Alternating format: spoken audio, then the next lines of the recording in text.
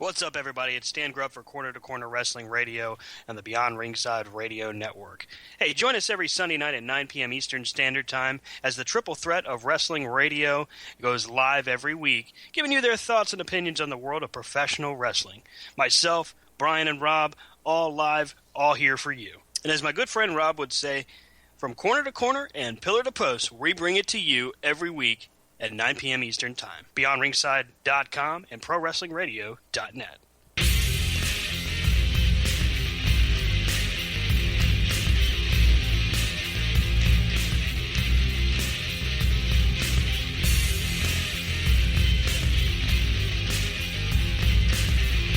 Hey, what's happening, everybody? Welcome to Corner...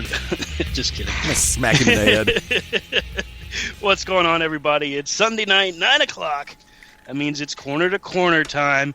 Grab your popcorn, grab your beer, grab your friends. Because it's time to sit down and hang out with Stan and Brian. Rob is away this evening doing Mother's Day things with his lovely bride. Have fun, Rob. We're thinking of you, buddy. Okay, maybe not. Truth be told, I do have a cold. I am so sorry. If I cough in your ear, blame Brian. It's all his fault. Brian Taylor, how are you tonight? Not good enough to take any blame. Oh, buddy, it's okay, man. They won't sneeze on you. They'll just, do what they usually do, like my kids, and sneeze on me.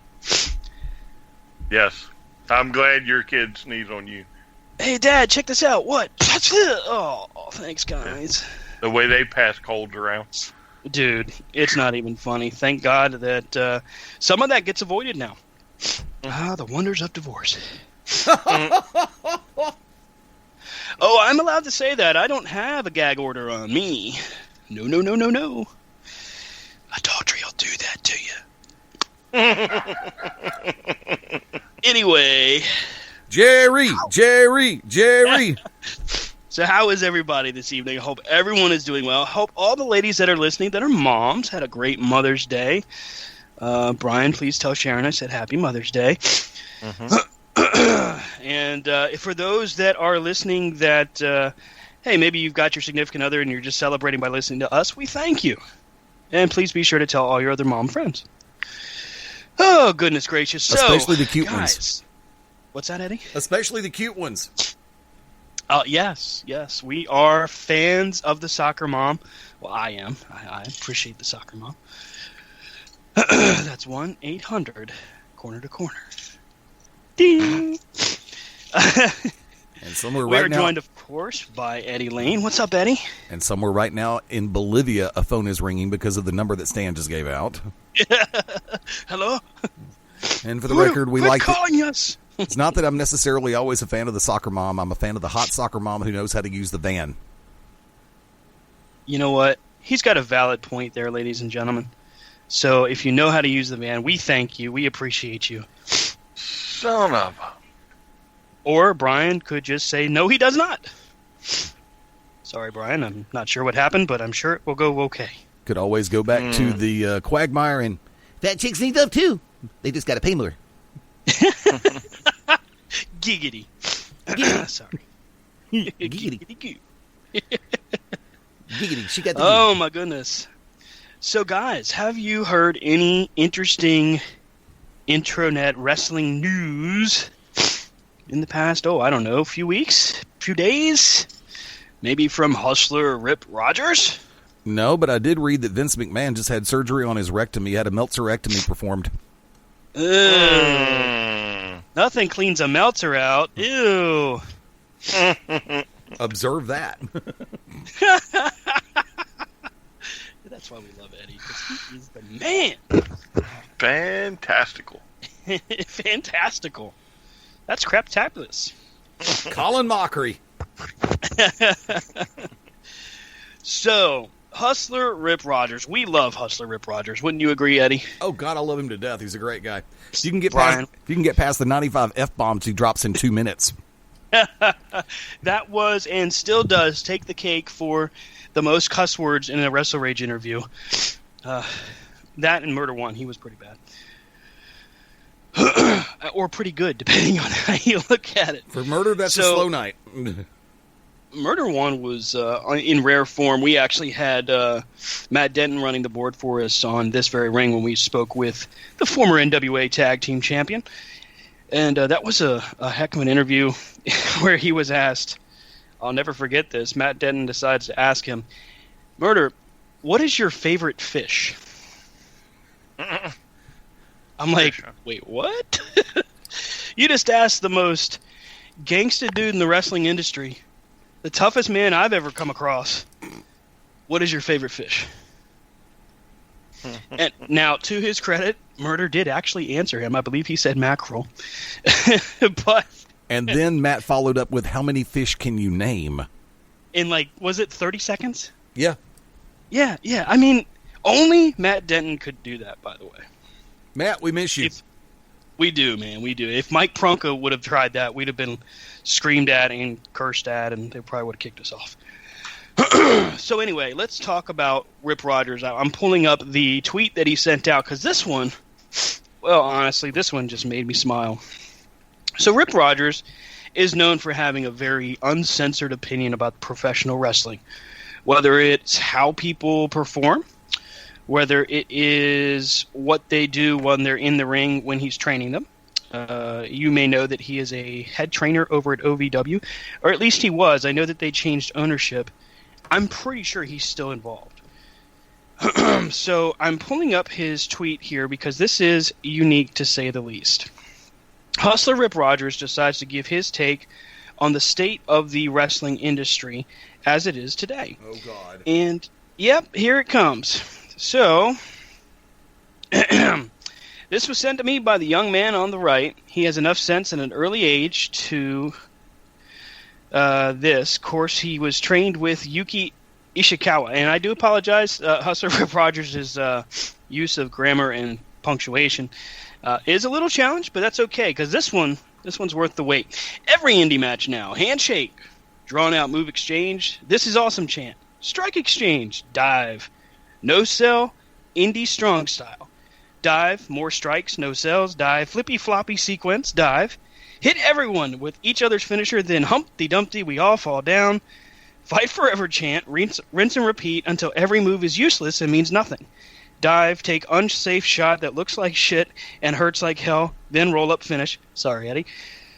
Handshake and hug after the match. Everyone's hands raised. All these guys chant. Go home and type on social media thanking your opponents and company for the match and telling others they should book these guys. Then a lot of periods followed by the word, you guessed it, dive. Now, first and foremost, I respect the hell out of Russell Rip Rogers, and I happen to agree with him. When it comes to indie wrestling matches nowadays, you've got some which are just straight out crazy and phenomenal. Look at Leo Rush. Look at Anthony Henry. Look at Drew McIntyre, Drew Galloway. And look at what Matt Riddle is doing. However, when you look at another set of group or a set of wrestlers, like, and I don't mean this to bring them down, Brian, but you got to mention them, like the Young Bucks, like gosh, what was that tag team's name? The Ugly Ducklings, or even the Carnies to a certain extent. They do these kinds of things. Now, it's not to say that they don't do it and it's not entertaining. They do it, and it's damned entertaining. But the going opinion right now is, and I've always said this when it came to Ring of Honor, that if a finisher doesn't actually finish a match, it doesn't matter. It doesn't mean anything. So when I saw this from Hustler Rip Rogers, of course, I'm in total agreement. But the best part of this, and Brian and I were talking about this shortly before we came on the air, you know who responded to Hustler Rip Rogers? You know who responded? Who? Randy freaking Orton. Now, Randy Orton quotes the tweet with the word dive, basically signifying that he agrees. Then Randy Orton posts an apology. Sorry to the indie marks, indie guys, and old-timers who do dives. Took offense. Just having a good time over a few drinks in Denmark, closing the SmackDown Live tour while beating Raw and making over $5 million in the last 11 shows.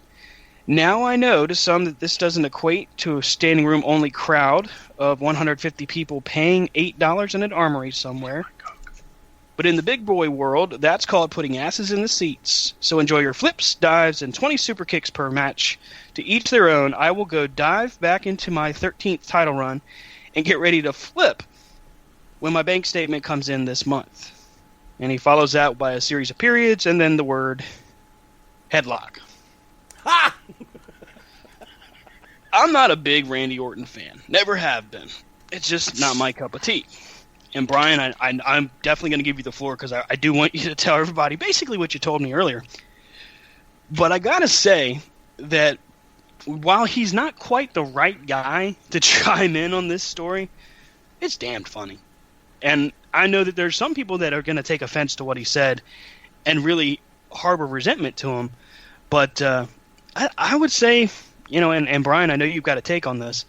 I don't know that Randy Orton's the right guy to go down this road. Yeah. Me. Wow. So let's begin with some of these indie guys.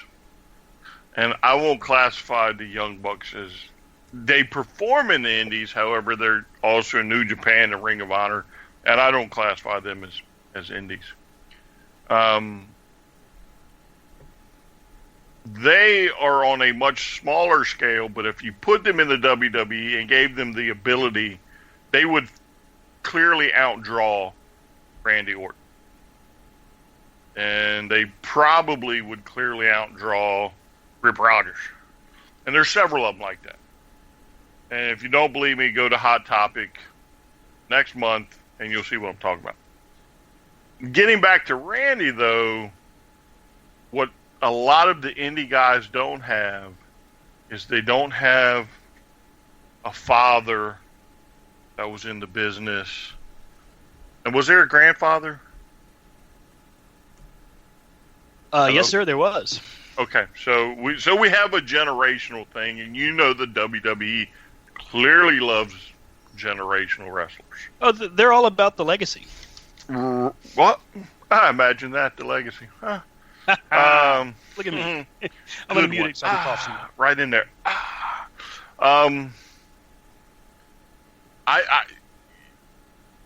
Randy really needs to pay attention to what he's doing because he's not always going to be the WWE superstar that he thinks he is. And he may very likely make some appearances on those smaller stages after they've milked, maybe another world title or two out of them. I think Randy personally, although he's a fairly decent performer, has probably been carried a little too much, and his ego is quite large. I mean, Randy's the only guy that on record that I know of that continuously violates their substance abuse policy and is brought back and immediately shot right to the top again. He doesn't get the crowd reaction that he used to. And he's going to be the loss for Jinder Mahal's first world title reign. So Randy's going to be known for a lot of things in his day, and one of them's going to be eating crow. And I bet you, Randy will show up on the Indies one day. And Randy, that's a drop down, tackle, get it again. Right. Mm-hmm. Or better yet, you can tell everybody how you're the 13-time world champion. And God, we all know 13 definitely clearly has an asterisk because you never should have beat Bray. Because he's clearly way more over than you are. See, I mean, the reason I brought this up tonight was because I think, honestly, that Hustler Rip Rogers definitely has a point. Because there are some matches out there. Like, Brian, you remember at Charlotte there was one match where there was like 4 or 5 different variations of the Ace Crusher or the Diamond Cutter. Oh, yeah. 'Cause, I think we've even pointed that out after Charlotte. Yeah, we have. I don't want to. I'm not going to go ahead and name drop too many other spots, but it was up in Virginia. Right. Because, first off, I don't want to put a company down, but secondly, it's not like it's intentional, I think, with these guys. I think they do what's going to get the crowd riled up, and I understand that. But they're also going to do what they know gets a reaction, not just riling them up, but gets a, for lack of a better term, pop. And that's okay. I mean, I'm understanding of that. Truth be told, though, if you do 3 Diamond Cutters in a row and the guy continues to kick out, but you finish the match on a low blow and a roll-up, come on. Well, all right, so here's the question. Because on this one, I think we're clearly taking different sides of the thing here. Has Randy Orton never, in every of Randy Orton's matches, has he always hit his finisher one time and it been over? You know what I'm saying? Normally he has to hit it a couple of times. Yeah. Right. Because that's what the guys in the back tell you to do. Right. I'm sure Rip is in the same boat. I'm sure he's had to use his finisher multiple times before. That's the newest fad. Look at The Undertaker at WrestleMania. He hit Roman Reigns with what? At least 3 different, I think 3 tombstones. Okay. Right. So, real quick. So, The Undertaker, the biggest superstar WWE has, he even does it 3 times and can't put a guy away. I don't think it devalues the move. If done correctly, it enhances the guy that is is having the move applied to. And there you go, Eddie. I think something's being misconstrued here. I'm reading right now the graphic up from Randy. Mm-hmm. Randy's agreeing with Rip Rogers. Oh yeah, that's we can see that that's what his goal is there. But is Randy Orton the guy that should be agreeing with Rip Rogers? Why not? I mean, really? Well, to me, it's kind of like, well, let's say Roman Reigns agreed with him. Okay, when Randy, I'm pretty sure that when Randy made his little dive comment, that every meme in history that has been around concerning the word dive was thrown at him. And a lot of people who live and die by the flippy-dippy ROH and New Japan and AAA style got up in arms about it. Yeah, but to me, though, it's not about what he said. It's the fact that this guy thinks so highly of himself that he feels he can interject into this conversation. What if it was me that did it? But you're qualified. Randy's in a completely different world. Agreed. You see what I'm saying? Agreed. So I do see that. To me, he's not qualified. You, on the other hand, would be qualified. And we've had this conversation because I know kind of how you feel about certain things. You know what I'm saying? But Randy, according to him, made how much money in the last 11 days or whatever it was? Right. Yeah, he said $11 million. Yeah, that was his shot at the IWC and all of the, as he calls them, the Armory Boys. The Armory Boys, really? Yeah. Hey, look, I've worked in high school gyms, I've worked in armories, I've worked at VFW Fairgrounds, and I've worked in bars for the last few years. I don't have a problem calling myself an Armory Boy. But the fact of the matter stands to me. No, I mean, Randy, who was criticized by using more chin locks in one match than Jack Briscoe did in a month. I mean, he even tried to turn a reverse chin lock, into a finisher. A side headlock used to be a finisher. Yeah, that's true. I guess I can't disagree with you on that. Let me ask you this question: If Rey Mysterio Jr. gets somebody in a side headlock and they tap out, same size or larger, do you sit back and go BS? Yes or no? Yeah, probably. Yes. Okay, that's Yeah. both of you. Because I mean, Wait. I actually think it's BS when Rey Mysterio would beat. Didn't he beat Kevin Nash? He did. He beat And Kevin the Big Nash Show. and Big The Show. Big Show? Yes, beat Big Are Show. you kidding me? Batista. I agree. Yep. Great story, Here's your swerve. but it's BS. If Braun Strowman makes somebody give up by using a side headlock, do you call BS? No, because I can see him popping your gourd if he wanted to. If Fair point. If Big E uses a side headlock and somebody taps, do you call BS? Well, kinda. I don't know if Big E would know a headlock. Yeah, he's used it. I've seen him he's use a it strong before. Dude. I mean, Right. He's but a former again, two-time he could pop your powerlifting gourd. champion. Yeah, he could pop your gourd. Yeah. I mean, Yeah. legitimately speaking, if Big E wanted to use a head scissors as a finishing move, considering he has Volkswagen bugs for the size of his legs, nice. it's all Yeah, that would hurt. it's all in proper context.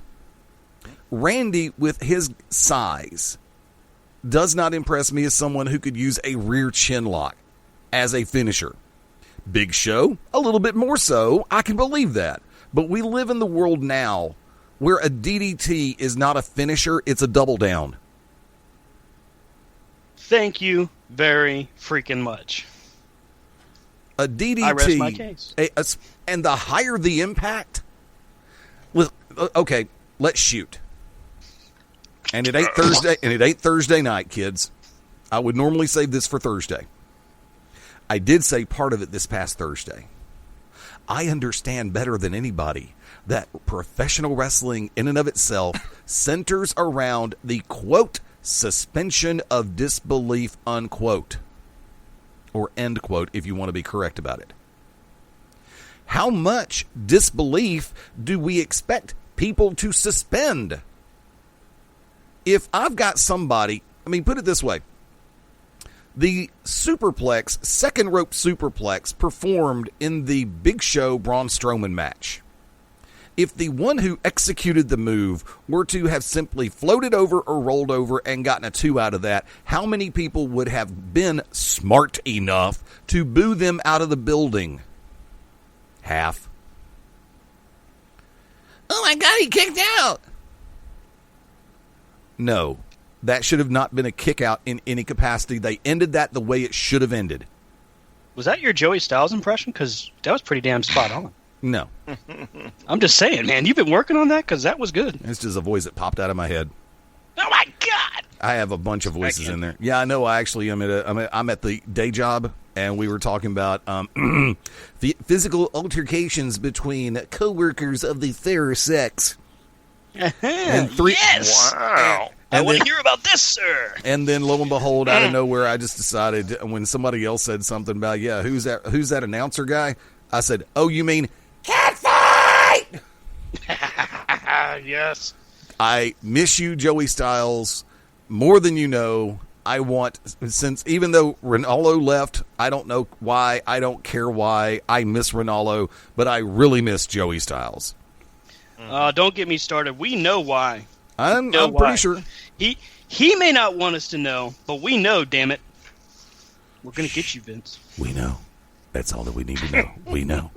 You know. I know. Brian knows that you know that I know. I know that Brian knows that you know that he knows that Rob knows. Somewhere we know. But We coming, know, know. bitches. We know. God, you really didn't. You are too overtly Caucasian to ever say that. Overtly white? Can you be overtly white? I Yes. mean, I'm white. It just Yes. is what it is. Sorry. Dude, you even made the two leads from Revenge of the Nerds sound like they had street cred. Oh, see, you suck, man. Nerds. Nerds. No, but coming back to the topic, a top rope tornado DDT. If you kick out of that move, I will jump the rail and kick you in the head so hard your head will go 3 counties before it lands. Man, don't go watching Lucha Underground then. You will. I can't stand that. That is one of the few things I can't stand about Lucha Underground or Ring of Honor or CMLL or on any of the other promotions. A high risk He said maneuver. other promotions. There's other promotion out there. I know I'm being stupid. Sorry. Not being stupid. You're just being Stan. You're trying to be funny. Asshole. Cough. Sorry. I just said you were trying too hard. Wait. Stan actually beat the cuss words to the beat me to the punch with twice. Even when the you first time doesn't count. I was reading a quote. Come on, man. Can't do that. No, you just no. Just an asshole. No, ass is fine. I've told you forever. It's hashtag helldamn ass. You like to use the slang term for the fecal reference, and it's like, no, you don't say shit. Thanks for effing playing. I can say effing. Right now, Eddie's like, and only these two nitwits can get me so discombobulated I can't even talk fast. You didn't even listen to the 5:30 show, did you? Me, Brooks, and Mabo. Oh hell, here we go. Half of that. You had Brooks back on. Cool. Yeah, but coming back into proximity for the basis of the conversation, the psychology that is sorely missing is what Rip was talking about. Any idiot can do a flip if you can do a flip, but it's in proper context. And he just quoted the Ring of Honor style for the most part. Thank you very much. I completely agree. But the fact go ahead. But go with it. To me, because I am a fan of Ring of Honor. I am too. I mean, I have an issue with some of the stuff they do, like when the camera may not be rolling. But, I mean, pound for pound, Ring of Honor is more entertaining than probably 90% of the WWE and all of Impact Wrestling. And now that I've got Lucha Underground in English, probably about 90% of that. I'll argue some of that, but that's to me though. That's, you know what I'm saying? Yeah. I don't mind so much of because I'm tired of maybe the WWE is just like wore me out on the traditional American style of wrestling.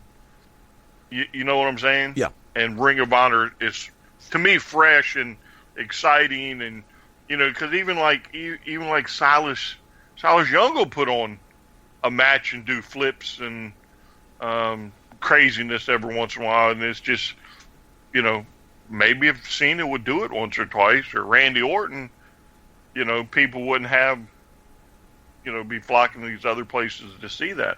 Randy Orton does. If Randy Orton would do a tope con hilo once, I'll make a $100 donation to Make-A-Wish. Randy Orton's collarbone would break just because of the thought of him doing the tope con hilo. He can't even spell tope, much less con hilo. Oh, are we talking about Captain Brittle, Randy Orton? Yeah, I mean, this is the guy that was thrown over the top rope, a bump that every WWE superstar takes at least 50 times in their career, and breaks his collarbone twice. Yep. Also, by the same guy, Triple H. Yeah, and he's the same one who called Ken Anderson brittle and had Anderson kicked out. And who was single-handedly responsible for Kofi Kingston losing his push. Yeah, again. Causing him to be shuffled back down the ladder so far that it took him until the New Day to truly recover. Or anytime the Royal Rumble rolled around. Yeah, because, he always did the one spot where he could keep himself in for a few more minutes. And Randy is relevant in the Royal Rumble. How not? I didn't even want to put a dramatic pause on that. I'm sorry. But, yeah, I mean, I understand the factor of the relevance of Randy's comments. I understand the way that Randy intended the comments to be fired out. Now, like I said, Captain Shinlock needs to understand that there's more entertaining things than him in this world. Randy Orton's matches like quite paint drying. Yeah. I'm just saying. Watching wallpaper peel. Yep. Watching ants build a colony. Saving 15% or more on car insurance. Ding. Now, all I know, Eddie, is when the day comes and Randy is doing that weekend show down there in Hotlanta you need to just go on and call me and Stan, because I want to be in the first row Oh, good luck with with that. a big old sign saying, I told you so. Dive, Randy, dive. Yeah, there you dive. And here's the thing, and I agree wholeheartedly. Psychology be damned. There was no reason in God's creation that Bray Wyatt should have dropped that title to Randy Orton. Thank you, Jesus. Correct. Agreed. Bray Wyatt was on the upswing in so many different ways with that title run that WWE basically took the air out of the balloon and kicked him in the nuts. That's really what they did. Now, here's the question that I have to ask, and I'm going to ask it of Brian first. I love when I Who does it make more sense to do the honors to AJ Styles? Randy Orton or Bray Wyatt? I would say Bray. It makes more sense. For me, Okay. I would say Bray. Stan? Just Go ahead, Brian. Oh yeah, just because I was going to say that, you know, on SmackDown, AJ is probably your biggest quasi face, you know, because he's not quite a full face yet. He's getting there, and then Bray would be your biggest heel. So I have to argue that flip-flops for me because I think Bray was more over as a face than Randy Orton was. yeah, but I mean, Mauro Ranallo was more over as a face than Randy Orton is. And I love Mauro, no problem. No. A mute Mauro Ranallo is more over than Randy. You win. That was good. The Mauro mime would be over more. Mamma mia! Sorry. The two idiots who appear in the Progressive Insurance commercials are more over than Randy Orton. so here's a question: do you think Mauro will get the G1 when it comes to America? Hope you so. Think he'll get the call? I hope so. Yeah, I think he's already got it, and he just hasn't announced it. Nice. Now- I'm down with that. Coming back over to it, Stan, same question. Who does it make more sense to do the honors for AJ Styles, Randy Orton, or Bray Wyatt? Well, legacy-wise, see what I did there, Brian? Put that back in there. You're on point. Legacy-wise, I think beating Randy Orton would be more, especially by today's fan perspective. Not myself all the time, but in this situation, I think Randy Orton would be the guy because of what Randy Orton has accomplished. We already know that it's tainted, but at the same time, he does hold that level with certain people in the back, and I think him going over Randy Orton kind of solidifies him. And then, of course, him losing it to Bray Wyatt would be even better because the feud between AJ and Bray would be great. See, that's why they went ahead, and this is my idea. This is my train of thought. I genuinely believe the reason why they took the belt off Bray and gave Randy a 13th run wasn't just to give Randy a 13th run that he could dangle over everybody's head like the carrot just to piss off the IWC. They put the belt on Randy because if somebody like AJ Styles or Shinsuke Nakamura takes the belt off of Randy, they can sit back and go, well, we just beat a 13-time world champion to get this title run. And number two, Randy is easier to flip as a heel to go into that program than Bray Wyatt would be. You can't flip Bray Wyatt heel right now. His music hits. He could burn kittens in a saucepan in the White House and get cheered. Because when his music hits, the fireflies... Huh? That's some serious business, burning kittens, man. Thank you. Jeez. But however, Randy Orton could fart in the middle of the desert and people would boo him. Nobody else would be around, but they'd know when he farted. Randy farted in the desert. Boo! Bray Wyatt burned kittens. Yay! It's Bray. I mean, they would just tell Randy that he was insensitive to the environment, that's all.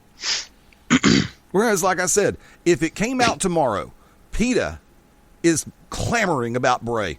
You should have seen what he did to those poor kittens in the White House. He broke into the White House kitchens and stirred up kittens in a saucepan. Yeah, that's what happens when you have a mini stroke. You start stuttering your nuts off, kids. But going back from there, the music hits, the fireflies come out, and Bray gets cheered. That's the world we live in. Randy Orton is easy to hate. Bray Wyatt is more popular than that. That's why you put the belt on Randy, so nobody cares when Randy loses it. Yeah, but I don't necessarily equate him as being easier to hate. I kind of put him in the same boat Roman Reigns is for me. Yeah, I think he's been it's Randy force-fed. Orton.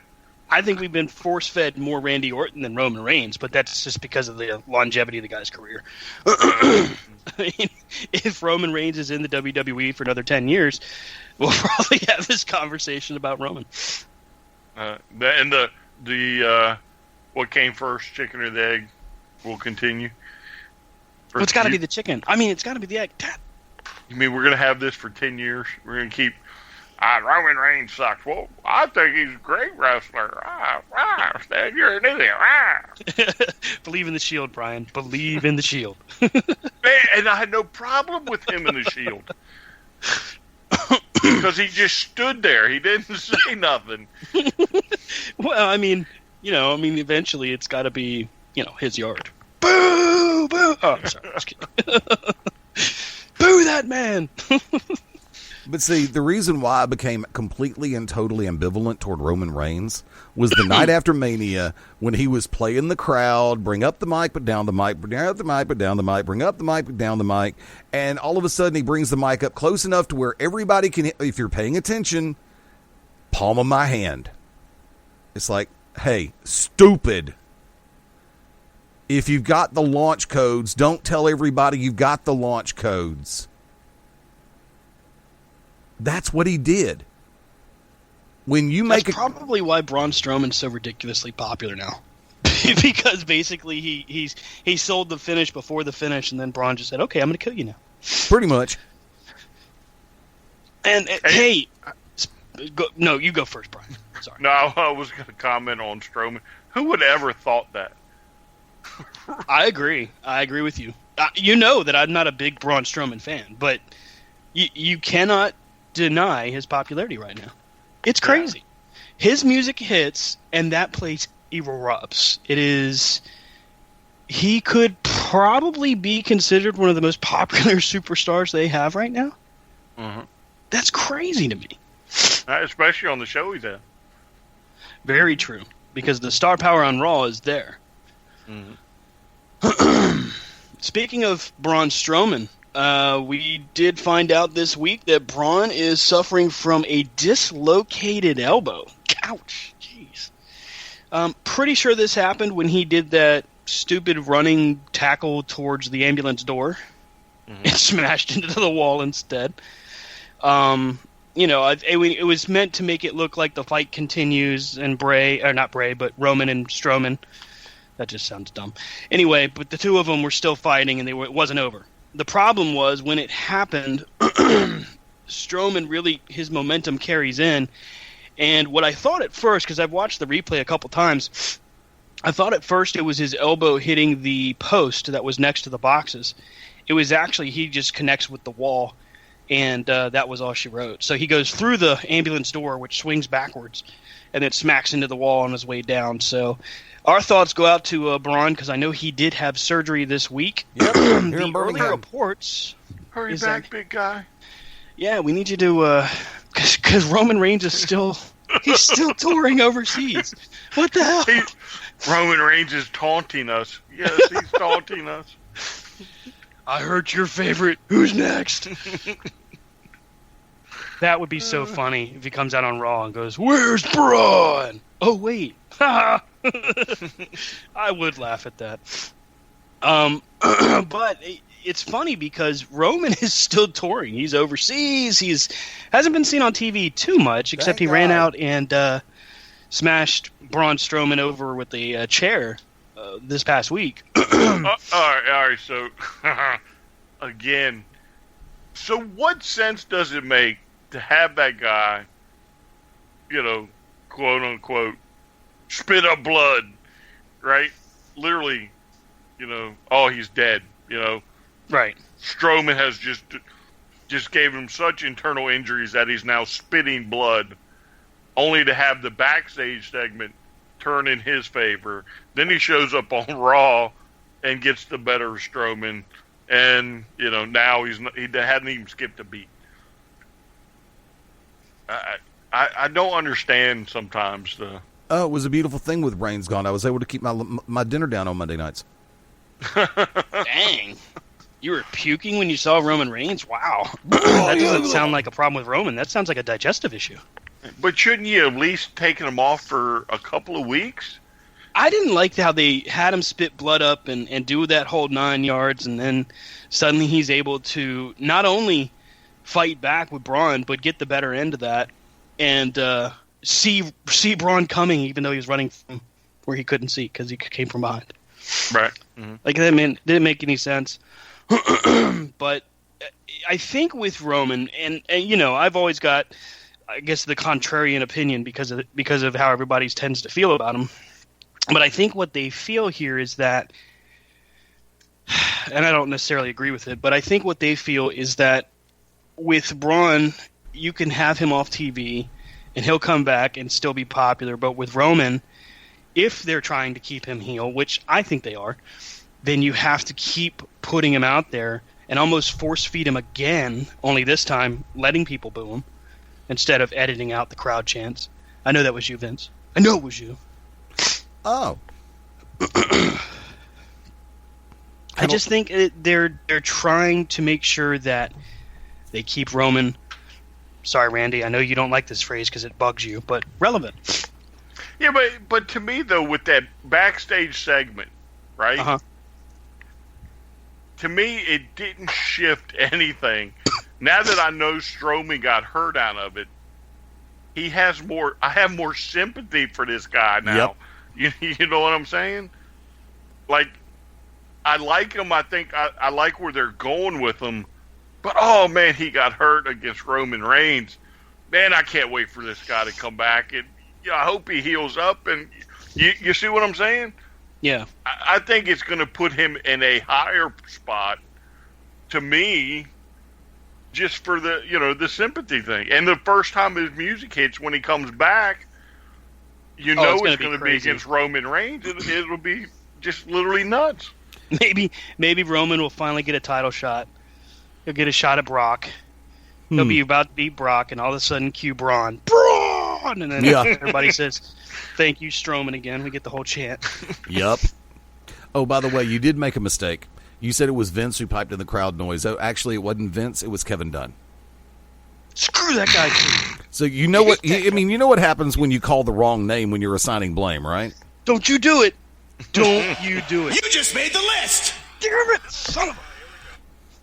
We're going to break. That's it. We got 18 minutes. What's that? We got 18 minutes. Wow, an 18-minute break? I can do a lot in 18 minutes. No. 18 before the top of the hour. Oh, it's not break time yet. I didn't know if I normally would. Well, see, I never know which direction you're going to go on the breaks because there's some weeks you'll go with the 30 and other times you'll go straight to the top of the hour. You know what? It's my fault because I wasn't looking at the clock. I apologize. Well, I guess we'll go to the top of the hour tonight. Yes, sir. Yes, we will. You just made the list. Damn it! Get me off that list. Yeah, who made the list, him or me? No, actually, Stan did for not knowing what time we go to break. Ha ha. It's not fair, Brian. It's not freaking fair, man. I'm not on the list. I do have to say that. I do. Brian. Mm-mm. Would you do it? You're gloating about not being on the list, right? Don't you list me? And you know what happens when you gloat. You know what happens when you gloat about not being on the list. You know what? You just made the list. Yes. Man, oh man. It's okay. You're on there once. Stan's on there 5 times. Oh crap! That's one for each personality. All right, Mick Foley. All right, so we can we take this in a different direction? Sure. Yes, All we right, can. So, for those of you in and around the D.C. area, you should look up Awesome Con, which is out of D.C. Charlotte and Nakamura will be there. I think it's June 12th. I thought it was Stand by, July. pulling up the dates. Awesome Con. Okay. Awesome Con. So now, June then, maybe? June 16th, my wife says. Uh-huh. The secretary has spoken. Oh, you're going to pay for that later. Yes, I'm going to pay for that. Anyway, so Charlotte. You didn't say and secretary, you said Nakamura chairman of the will be board. there. What was that, Eddie? He didn't say secretary. I distinctly heard him say chairman of the board. Oh, well, then all's forgiven, Brian. You're good. Chairman of the board. Yes. It is. Top of the list. Chairman of the board. Might get laid later. And it's not happening. No. Brian, you were saying... No, it may not be for you, but I still have that possibility.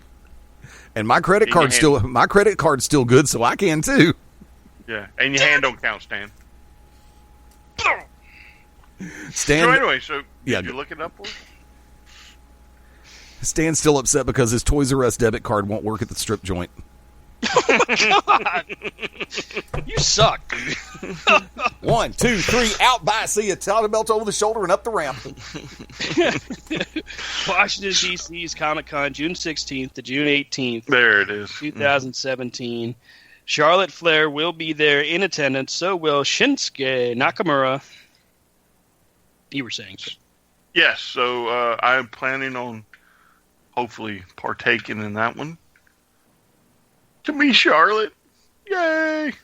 Comic-Cons are the best, man. I love Comic-Cons. Well, I forget, Lawler's going to be there also. Ah, So- excellent. Excellent. Yes. So yeah, I love this one especially is more of like a media, not just a Comic-Con, but a media type event. They have several of the Doctor Who actors and actresses. The Walking Dead is big there. The Guild will be there this year. I don't know if y'all remember that little.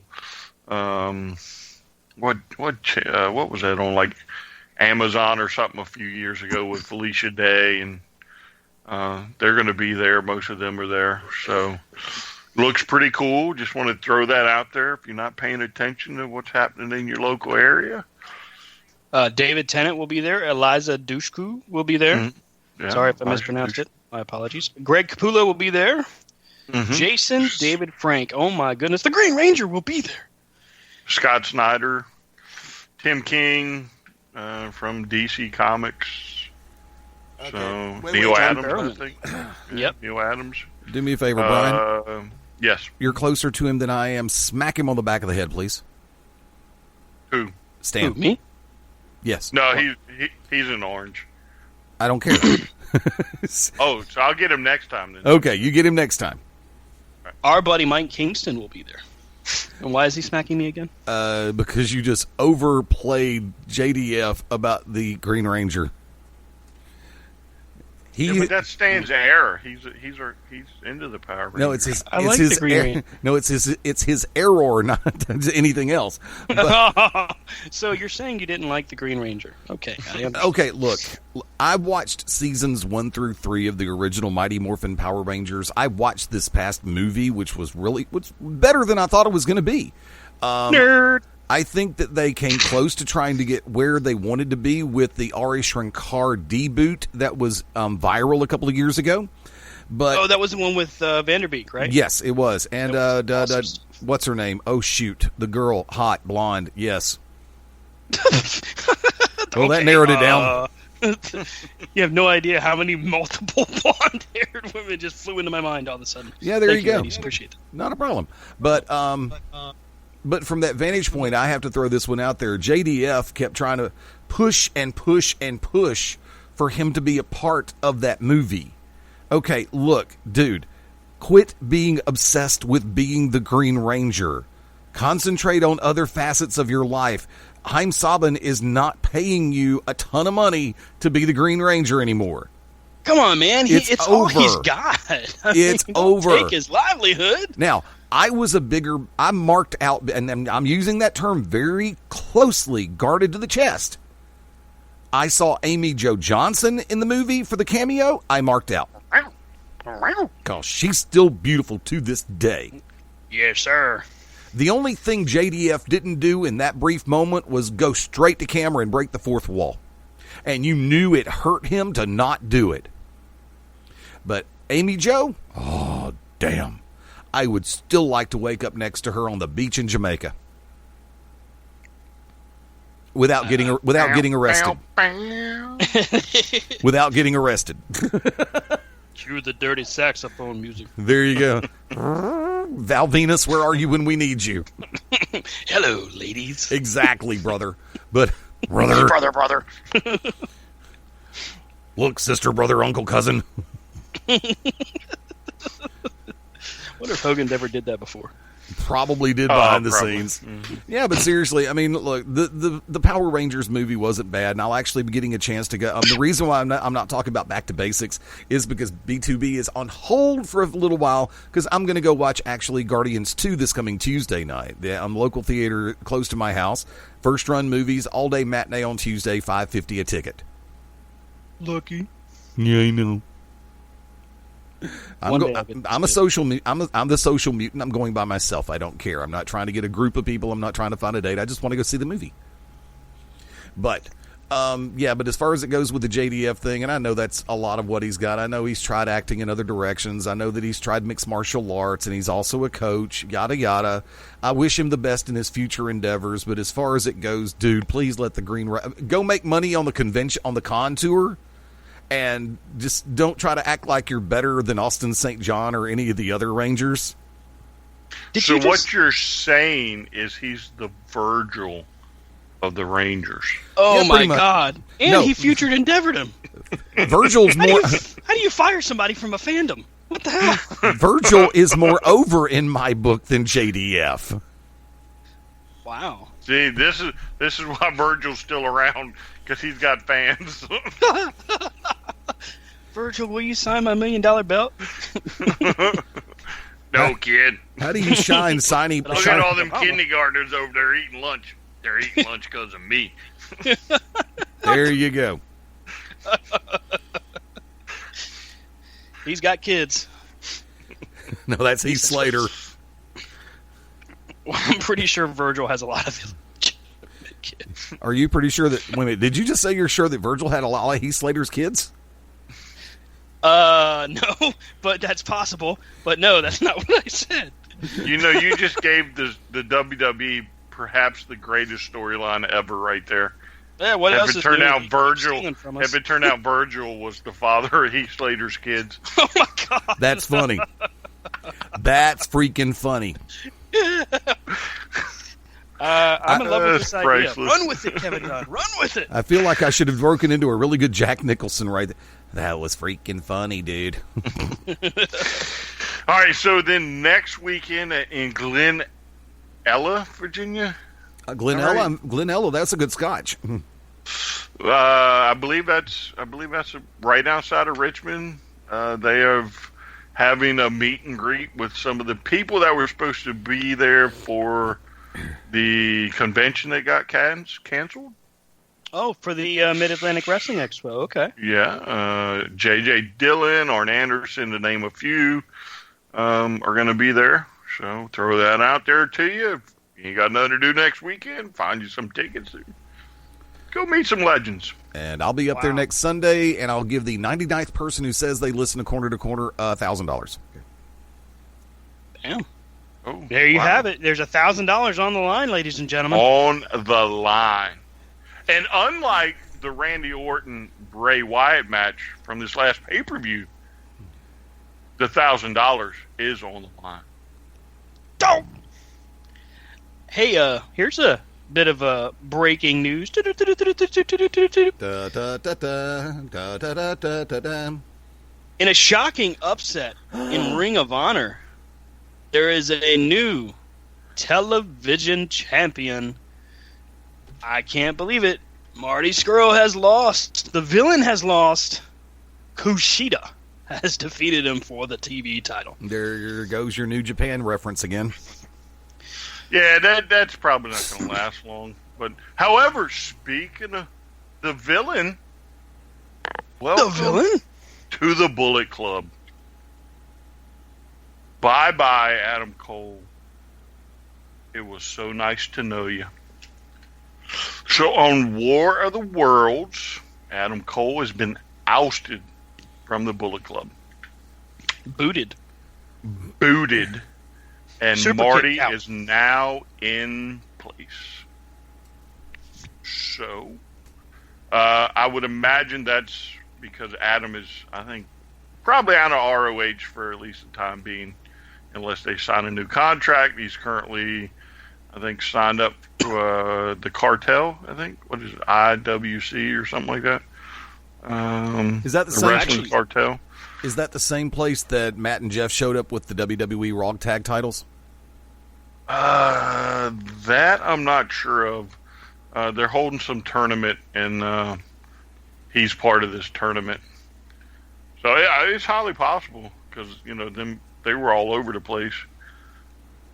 But again, I imagine he'll be in next here, probably the next takeover. That's the going word. There's a lot of people, and just like Brian mentioned, that are expecting him to be the new signing that's ringside during the takeover, the NXT takeover event, which is in. Help me out, Brian. Is that in June? That I'm not sure of. I haven't seen NXT in a couple of weeks. My bad. Fans everywhere are greatly not upset at you. Yeah. But yeah, I again, we called that a few months ago, and I think it'll finally come to fruition. So. Well, this is going to be on May 20th, 2017, TakeOver Chicago. That's right. They're going to be at the Allstate Arena in Rosemont, Illinois. So looks like it's, let's see, that's May 20th. So that's right before Backlash. Dun, dun, dun. Stay tuned. Yeah, I think the tournament is like within the next week or two. So I don't think it's going to be a long wait, so it's highly possible he'll be there for that. If not soon after, I would imagine. I could see him having a similar deal to the Hardys where they let him finish his indie bookings and then comes over to NXT. Well, I think it was probably more like AJ. Like his contract was up. They weren't quite ready to sign him or bring him in yet, so they let him do other things for a few months. Because AJ did a little tour there, kind of like the Hardys, before going to the WWE. So I wouldn't necessarily say it's like bookings he's had. It's probably just like, oh, go do something till we're ready for you. We love you. Just be Go do careful, something. because if you start doing flips and dives... That's saying. funny. Cole doesn't really do flips and dives, does he? No. He's more of a... I think he really does a whole lot of those, no? Yeah, he's more of a technical guy, I guess. So, before we head into break, and we've only got a couple minutes, I wanted to ask you guys, did you see the most recent edition of Bring It to the Table? Oh, God. No. Did. You did. Did. So, Eddie, you and I can have a moment here. Oh, no, if you're going to bring up the question that was asked or the comment that was made by somebody allegedly with the WWE about the timelines, Brian will jump in on that one, too. How cheap was it when they go through the beginning segment? Rosenberg says, I'm Peter Rosenberg, and I said something controversial this week about, I think he said Roman Reigns. And then they go to Corey Graves, and he says, I'm Corey Graves, and I said something controversial about Shane McMahon. And then, of course, they do a close-up of JBL. There's this awkward pause. A little bit more of an awkward pause. And he says, I'm JBL. And he waits. And I won $21 playing golf this week. I couldn't make this up. That's what he said. Yeah, I know. I watched. And I really, while I enjoy the show, because I do like the idea of it, I like Peter Rosenberg, I like Corey Graves, JBL's JBL, I don't like him. But here's the thing, like, why even go down that road? why even, poke the bear? Aren't you kind of begging, pleading for something else to happen to get yourself in further trouble? Because, the settlement itself took place because of what happened. WWE was forced to settle with Mauro Ranallo because if they knew that if it truly came to light what happened, and then the other stories about bullying came to light, because there's reports all over the place right now that said multiple credible sources had gone on the record with various reporters and were ready to break the story when Mauro essentially squashed it with his settlement. So it's interesting to me, why would JBL even go down that road? Because it's basically just like poking fun, and it's not. I don't buy into the whole it's JBL being a heel.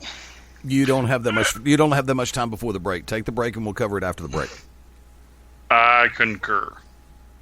So let's go ahead and take our first break of the evening. When we come back, we will indeed be discussing the wonderful, fabulous, horrible JBL and his commentary, which absolutely is horrible. We'll be right back here on the Corner to Corner Wrestling Radio Show right here on BeyondRingside.com. See you in a few. What's up, everybody? It's Stan Grubb for Corner to Corner Wrestling Radio and the Beyond Ringside Radio Network.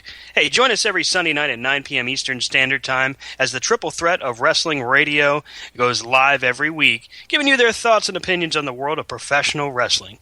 Myself, Brian, and Rob, all live, all here for you. And as my good friend Rob would say, from corner to corner and pillar to post, we bring it to you every week at 9 p.m. Eastern Time. BeyondRingside.com and ProWrestlingRadio.net. Sunday nights at 11 p.m. Eastern here on BeyondRingside.com. Join us for the Midnight Black Mass. Myself, the Reverend Dan Wilson, brings you the dark gospel of professional wrestling, uncensored, unedited, uncut, and not for the faint of heart. You can find out more about us at youtube.com/pottyhumor or subscribe at Potty Humor on iTunes and Stitcher today. The To Be Determined Show live Wednesday nights, 9 Central Standard Time. Join myself, the Oracle of Ominous, the Wicked Nemesis, the Grand Design, Clive Braddock, and the Magic City Monroe, Fast Eddie Lane, as we take you to the edge of uncensored. Yes, we go uncensored, so make sure you have your earmuffs. Ask your parents, for those of you that are a little young, maybe under 18, but make sure if you have any heart conditions or any mental defects, please listen, because they may take effect right here live every Wednesday night, 9 Central Standard Time. Beyond Ringside Radio Network, BeyondRingside.com.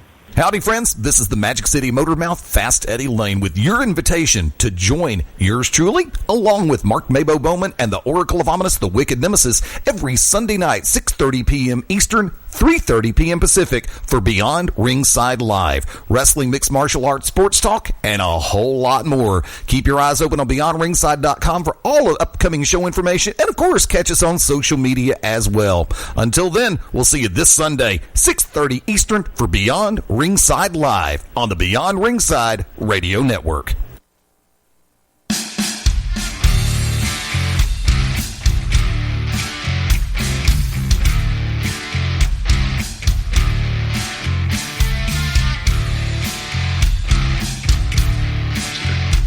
I think it is about Secret. Welcome back to Corner Wrestling Radio. We are joined, of course, by the one and only Brian Taylor and Fast Eddie Lane. How are you two gentlemen? Good. That was Not perfect. great, but good. It's just good. Very good this evening. I would like... That's very Rob-esque of you, What? talking like that. No, I was actually going more for Hitchcock. Stan was sounding like Hitchcock on the lead-in, so I was like, okay, fine, I'll run with it. Actually, he kind of sounded like Hugo Strange just then. I would like, if I may, to take you on a journey. Welcome to the Rocky Horror Picture Show, kids. A world of pure imagination. I love that movie. Willy Wonka.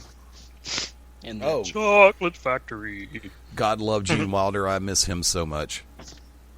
The only Willy Wonka, damn it. Yeah, it's Sorry, kinda- Johnny Depp, you sucked at that. Okay, Sucked at that. now, okay, you've got to look at the things in proper context. Yeah, he sucked at it. Okay, look at what he was given. A horrible script, I agree. Thank you. Because I'm going to sit back and say this. Please tell me, I double dog dare you, tell me I triple dog dare you. anybody else that could pull off the role of Jack Sparrow the way Johnny Depp has. Ooh, damn. Nobody? I Brian? don't think there's really an actor out there that would have did it. Brian?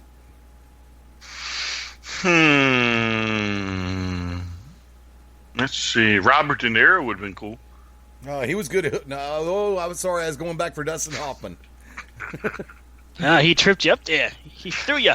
Yeah, threw because, you. yeah, because Dustin Hoffman was Hook in Pan, or in Hook. Yes. And that's another person I miss, Robin freaking Williams. Now, Yeah, Robert. Yeah. Williams. Gone way too soon. yep. But back to the topic before the break. Yes. We go from people that were gone way too soon to a gentleman that shouldn't still be around. No, I'm just kidding. I don't wish death on anybody. But this is a character who we just can't seem to get away from because he keeps saying just some of the dumbest crap. And, here we go. JBL trying to be funny and curt and cute on Bring It to the Table, which, like I said, I actually enjoyed that show. I like the dynamic of it. I actually liked it better when it was Graves and Paul Heyman and Peter Rosenberg. But I digress. When we went to break, we were talking about why would a guy like JBL just poke the bear? Just continue to just throw rocks at that hornet's nest because he's like, got away with it once, and he's throwing those rocks, and he's making fun of Mauro Ranallo without really making fun of Mauro Ranallo, because he's trying to just keep poking and being funny. And I just don't understand it because here's the thing. Sooner or later, something, somehow, somewhere is going to catch up with this guy, and he's going to have to pay the piper. No, he ain't. I don't know, man. You can only be but so lucky for so long. Brian, go first, please. I think what's ultimately going to bite him is, again, if New Japan is smart and puts Mauro into their American programming when they finally get it over here, and that programming starts to outdraw Raw. And it may very well get pretty close to Raw because it'll be new, fresh, something different. So it may take off. And Mauro's the guy at the desk. And JBL is like, eating crow because he's the idiot that put him there. So I think it'll be vindication. Argue. I have to. Number one, when you have helped Vince McMahon make more money than God in the stock market, you ain't going anywhere. Not unless you just ultimately screw it up so badly. They have no recourse but to say, John, I love you. I really do. Thank you for everything you've done, but I'm taking you off camera. You're suspended. They're not going to fire him. JBL is a very talented stock analyst and investment banker. He has helped Vince, Linda, Steph, Shane, and a number of people, including Ron Simmons, make money. Damn. Yeah, I know. Anybody who goes to JBL, who JBL likes, and asks him for stock advice, he is very quick and very happy to give it to him. That way he has something to hold over their head. Remember the storyline between JBL and Shawn Michaels, where JBL owned HBK for a while? Yeah, begrudgingly, I do remember. Yeah, I know. I remember that one, too. That was another payoff for the factor that Shawn had some real financial trouble, and JBL helped him get out of it. So they turned it into a storyline. Now, I didn't know that. As far as Ranallo goes, Mauro is an extraordinarily gifted announcer. There's no but to that. Mauro is an extraordinarily gifted announcer. I respect his talent, his pipes, his timing. When it comes to being an announcer, JBL, I say that, jump to Mr. Layfield, I say the same thing about him that I say about kids. Children should be seen and not heard. Because there are times when Layfield just makes the product horrid by his analysis. A cat farting underwater is more audibly entertaining than John Layfield in a lot of occasions. I'm sad that Ronaldo left. As far as it goes, Layfield should have been taken off television about 2 years ago. It's not a secret that he's a bully. It's not a secret that he is a condescending, pain-in-the-ass know-it-all who tries to rub people the wrong way so they'll leave him alone. The problem with that scenario is you're a public figure. Well, I'm a heel. I'm supposed to rub people the wrong way. No. Try telling that to Vince. Vince doesn't believe in heel babyface. Vince says that he believes in protagonist-antagonist. But as far as it goes, look, I mean this in the most sincere way possible. I wish Mauro Ronaldo the absolute best in his future endeavors. I hope he makes $1 million next year. He's good. He deserves it. I miss him being on WWE programming just like I miss Joey Styles being on television. Hopefully, Styles can find a way to get back on TV one day, if that is what he wants to do. As far as any kind of settlement goes, Ronaldo pretty much just, if he did settle on this whole situation to get out of the contract and get away from WWE, I wish that he had done the other. I wish that he had sued. That way it would have been exposed. And Vince McMahon would be shown for the fraud that he is for continuing to hide and protect a bully. Plain and simple. Masterfully said. I do not disagree with you, Brian. I think it's been covered. Again, though, I think the New Japan will come into play eventually, though, and JBL may very well be the first one to go. I do have a feeling that we've not seen the end of this saga as it continues to play out, both on screen and on Twitter. I think that Brian's right. I think we haven't seen the last of Mauro Ranallo on WWE television as well. How that unfolds, who knows? But I think the gut instinct that Brian's putting out there that says JBL is one of the first to get cut loose, I think he's right.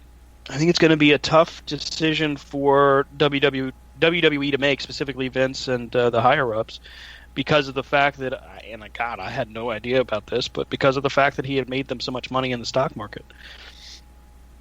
I guess I never see those kinds of stories. Where does that information come from, Eddie? Look, he said it himself on Fox, on Bulls and Bears and Fox Business Channel. John Layfield is a regular fixture on Fox Business Channel and Fox News Channel. Look, I don't really watch Fox News, but okay. Well, that's a problem you got to fix. Oh, wow. I mean, okay. I mean, if you're, look, if you're happy watching fake news and everything else, fine, watch them all, because they're all full of caca when it comes to the way that they handle politics. True that. I don't give a rat's ass about the agenda of Fox News or CNN or MSNBC or ABC, NBC, Nickelodeon, Viacom, whatever. I don't care. That's why Viacom. That's why it's like around. Viacom, yeah, CBS. Oh yeah, I forgot about them. Look, Viacom. That's why it's like, okay, Sounds Bill like a Transformer. Really? It's a Viacom. I am Viacom. No, I am Starscream. I like my Starscream better. And your little dog, too. But No, I mean, as far as it goes with politics, I don't give a flying rat's ass about any of them. But I will watch Fox Rats Business. has to start flying. I'm out of here. I'm just saying. You haven't seen the cannon that I'm building. And Eddie said your ass is going to start flying if you don't shut up for once. I didn't say that, but I'll take No, that. that's right. I was reading your mind. Oh, okay. I said it. Damn, he was. Damn. I'll be a son of a gun. Now, what am I thinking right now? That I'm such a cool guy.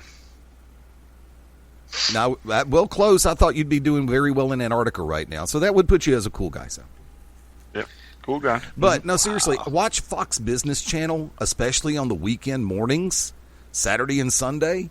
You'll be surprised at who you see, because another person that used to appear. Now, you can disagree, you can agree or disagree with his politics all you want to, but Wayne Rogers, who originally most people remember as the original Trapper John McIntyre on MASH, Wayne Rogers was a very successful banker and investment broker. He put out some great advice on more than one occasion. So he's side by side with Layfield and some of the other regulars that come on Fox Business Channel. See, there's. I mean, it's like I'll watch MSNBC when the goofy guy with Mad Money comes on, but when they start talking politics, I'll switch channels. Same way I do. I don't watch late night TV until about 15 minutes after the show starts, because I've tried them all, and all they do is talk politics. I tune in for entertainment. That's why we don't talk politics for the most part here on this station. On either of the stations, because that, and plus it's actually against Brian's rules. Okay, Yes. Mm-hmm. That's fine. I mean, I'm sure Brian and I maybe agree on some things and disagree on some things, but by the same token, we're both reasonably intelligent adults. He's never going to get over you saying that, by the way. I have to take my headset off. My head is swollen so bad. There you go. But like I said, and with the money, and like I said, and Layfield talks about it not on a regular basis, but he used to talk about the factor about how he would steer people in certain directions, and by people that would be Vince, because remember, Layfield's dad was also a very successful investment banker and broker. There again, I did not know that either. Yes. I did not know that. Yes. I mean, put it this way. Do you think that Layfield can make that trip around the world to climb the 7 biggest mountains on what he makes as a SmackDown commentator? I knew he had quite the portfolio. I did know that. I knew he was quite the analyst for money. So I didn't know some of the other little tidbits. But however, that sounds like a great episode of G.I. Joe. Now you know. And knowing is half the battle. And where's that little rainbow with the star attached to it? It's like, the more you know. Coming up next on NBC Saturday morning, it's the Kids from Caper, followed by HR Puffin Stuff. Oh, man, I so love excited. the HR Puff and stuff. Sorry. Saved by the Bell. I showed my daughter one time when she was young. She got scared of it. Puffin Stuff? She's scared of clowns, too? Puff stuff. No, I don't. I'm kind of scared of clowns, so I don't really show that around the house. Okay. We all It's almost down here, Brian. It's a no clown zone around here. So that means I cannot use my favorite song by Alice Cooper, can I? What that is. I can't sleep. The clowns will eat me. That is correct. Okay. I'm debating on the new It when it comes out. It looks super good, but I'm not sure how I'm going to be able to watch it. I think Mrs. Taylor just said nope. I think I heard the veto. Yeah, that's what she said. However, it will be watched because it is It, and it is the scariest damn book I've ever read in my life. Do you remember the miniseries when it was on ABC? Yeah, that was bunk. Yeah. What? That was scary. Dude, Pennywise was scary in that. Okay, it's network television. You can only do so Right. much. Very true. Go look at a trailer for the new movie. Oh, I don't know and who's tell playing me. the clown. He's definitely scary. Yeah, tell me how much scarier the movie is going to be. Oh, I would definitely say that it's that that the Pennywise in the movie is going to be scarier than Tim Curry was in ABC TV. I bet you didn't know I knew that. Ha ha ha! It was Tim Curry. Yes, it was. Mm-hmm. Yeah, the trailer shows the scene where in the beginning where the little boy takes the boat and it runs away from him in the little gutter. Oh, and then the clown pops out. Yeah, that's pretty good scene. You we mentioned all float down here, Jimmy. No. you mentioned Tim Curry, my favorite incarnation of Cardinal Richelieu from the Three Musketeers. You don't remember that How one? about Not the candy bar plays- stand. how about M. Bison? I liked him better as Richelieu. He was a great Bison. Like I said, he captured the essence of what I felt that Richelieu would have been like during that era, because you have to have that semi-comedic, condescending, holier-than-thou, better-than-you attitude, and Curry conveys that so beautifully. For all people who want to become heels, antagonists, rule breakers, not nice people casting-wise in pro wrestling, listen to a good Tim Curry in the Three Musketeers. That's how you become the snarky, smart-ass heel. Now, you should clarify this Tim Curry and not Steph Curry. Tim Curry. Although I'm going to be very interested to see how the rest of this Western Conference final plays out. Well, I'm still waiting on the Eastern, the Celtics and the Wizards. Yeah, Wizards. The Wizards. Yeah. The Wizards. Yep. I am hoping that the Wizards win. I get So tired. am I. I get tired of hearing about all these other teams. I would like a local team to be good. Well, the problem is we have good local teams. It's just when they make the playoffs, they suck. Well, I mean, the Penguins self-destructed. That was awful because they were You not mean the Capitals. The Sorry. Caps. Mhm. Yeah, Caps. Yeah, I mean they had the best record in hockey, and they just They forced laid a the game big 7. fat egg. What is Yep, the laid net. What is the soccer franchise, the MSL soccer franchise close to y'all? DC United. The Okay. United. Yeah, I've got Atlanta United up the road from me. I'm really Go ahead. I can't get into soccer yet, so I'm a huge soccer fan, always was, because I actually enjoyed playing it as a kid. I'm one of the few who actually made the flip back and forth. I like playing football. I love playing soccer. Because you can cheat at soccer and not get caught half the time, which is my favorite video moment of the week, because I just saw it this week. Matter of fact, I believe it was on Dan Patrick. No, I think it was Mike and Mike. They showed a replay of a moment where a soccer official, I believe during the Premier League, during a Premier League game, one of the referees got sick and walked over by the wall and barfed.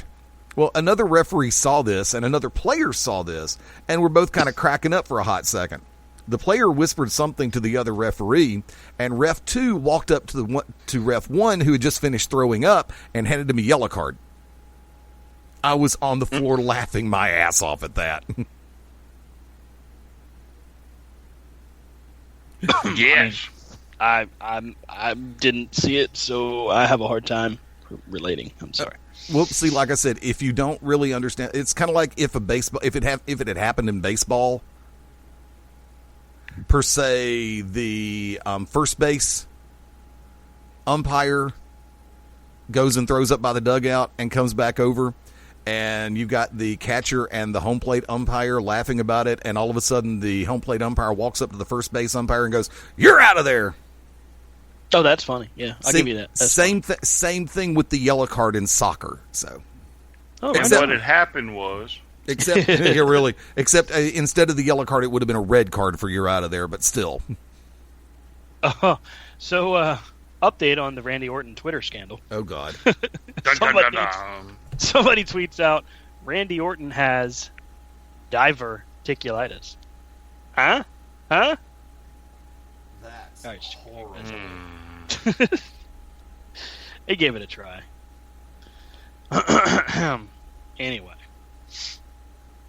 Boy, it's funny, Anyway. Brian. You know, I wanted to talk about wrestling video games here this weekend. You did. That was my goal. That was what I wanted to talk about on the air You tonight. did. Yeah. And you mentioned Supercard, and I think that's where we can just let these wrestling video games lie Oh, and move on to the next topic. Damn. Ladies and gentlemen, that was Brian shutting me down. Thanks, everybody. I mean, for it's coming your out. show, bro. It's your show. Oh, Go no. It is. You want to talk video games? Let's talk video games. It's our show, sir. You want the crickets to chirp? The crickets will chirp. You know? Damn. You guys are so hateful. Just trying to change it up, be a little different. I'm like Chet Sterling, man. I'm different. Dives and flips, huh? Dives and flips. Dives and flips. You're more like Ron Burgundy, but still. F you, San Diego. Did you know they actually called it San Diego? All right, screw you guys. It's just killing my vibe. All right, so I love Lamp. Let's talk about some Twitter. This one's actually, I think, kind of funny. And maybe this is the type of dive and flip Randy was so against.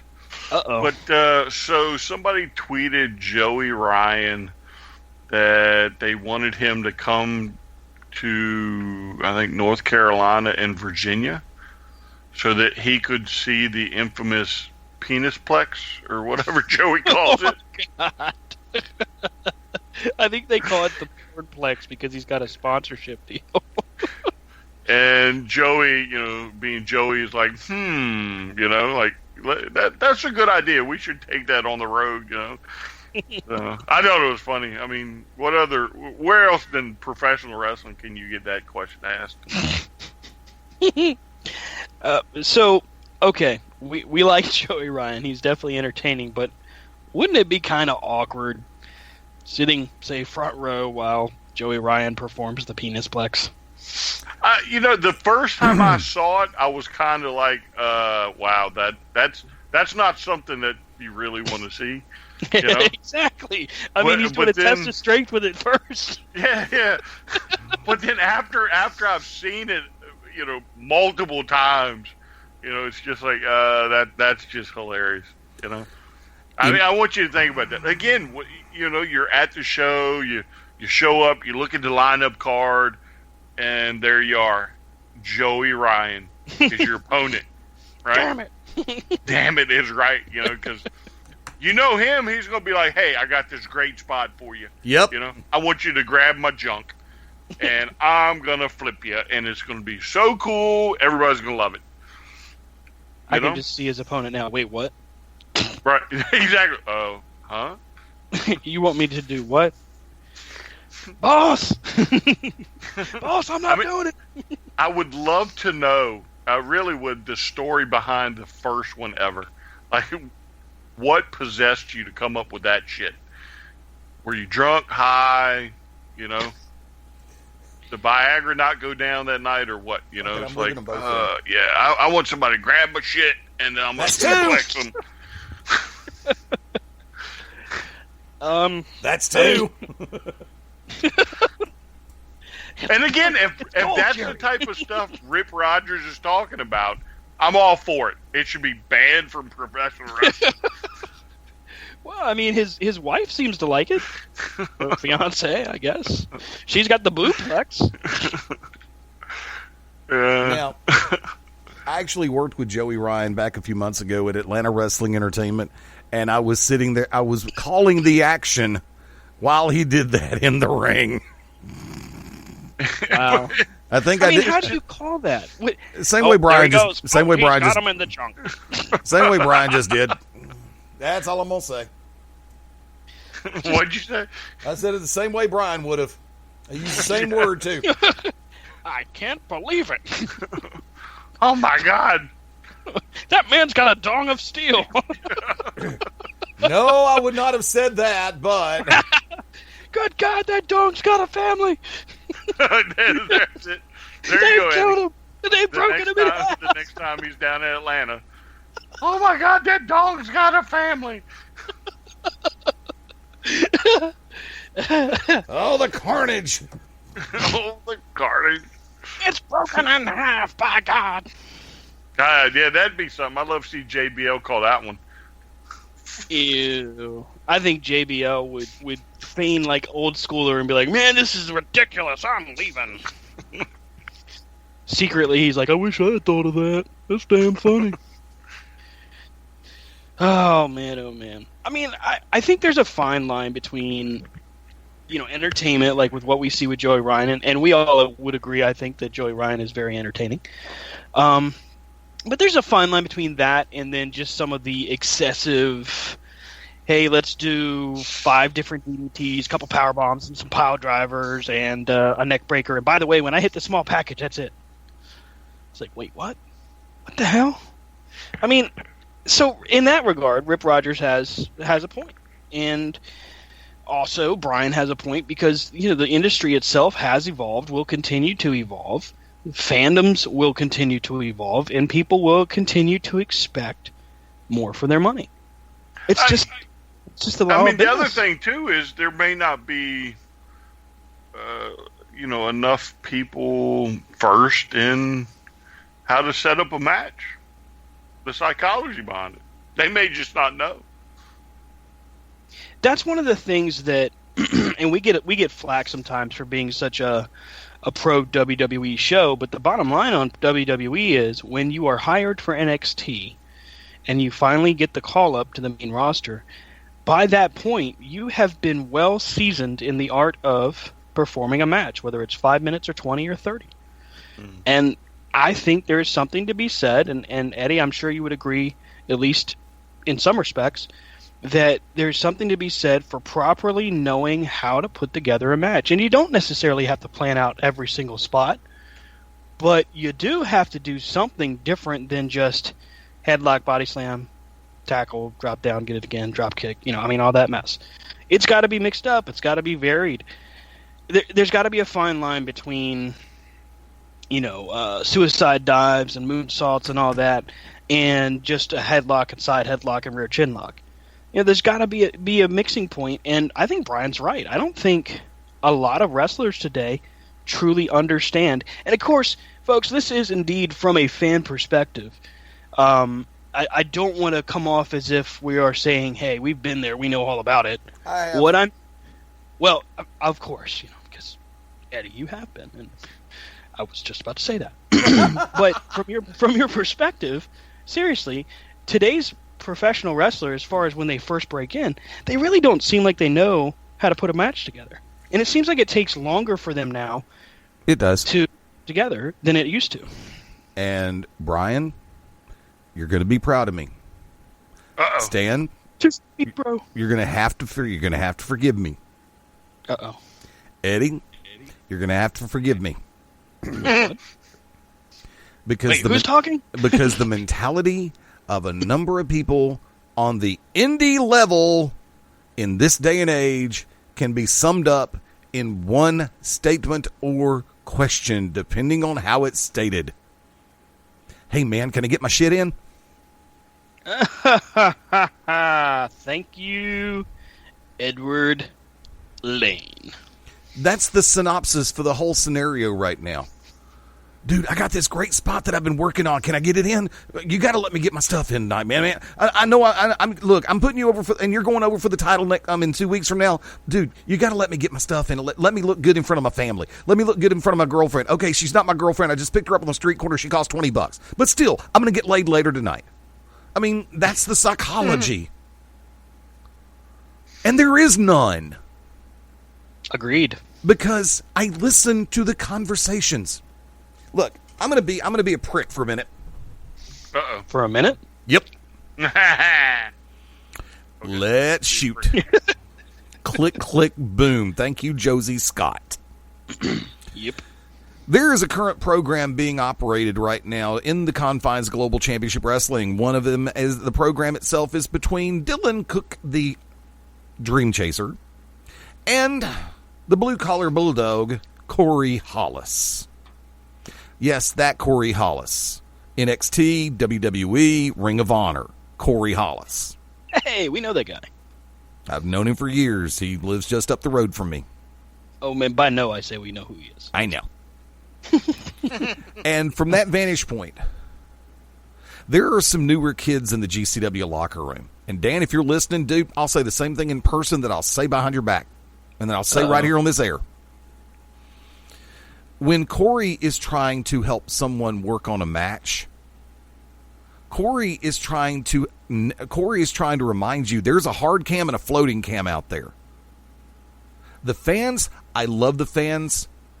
Always have, always will. I respect the people who come in and pay their hard-earned money. They are a part of this formula in pro wrestling. Nobody should ever forget that. But when Corey is working with somebody on a match, he is specifically working it to where it's concentrated toward the hard cam and the variable in place for the floating cam. The fans will go back and pick up a lot of stuff a little bit later. But no matter where you're sitting in a venue such as the Pell City Civic Center, you can get 1,200 people in there. We've had that once. Our average is between 3 and 4. I'm happy. I'm good. I want more. I want that place to be packed out every damn month. But the fact of the matter is, when Corey is trying to explain to somebody about a match, because Dan's off working with another match, and Wick's working with another match, and a couple other people are doing, Francisco Chiazzo's agenting another match. So Corey's working with somebody on a match and trying to get them to remember little things. And I actually heard a kid make a comment regarding Corey when Corey walked off. It's like, well, it's a good idea, but I don't have to go in that direction. My family's going to be sitting over in the bleachers tonight, and I want them to see it. Hey, look, you stupid frickin' idiot. Mommy and daddy and sister, brother, cousin, uncle are going to see you. You don't have to work directly to them. They're proud of you for being in the ring. But when a person who has been on national television... May want to say that again. I don't think they caught you. National television. And available on the WWE app for $9.99 a month. Thank you, Hunter. Tells you something. You would actually be very wise to freaking listen to it.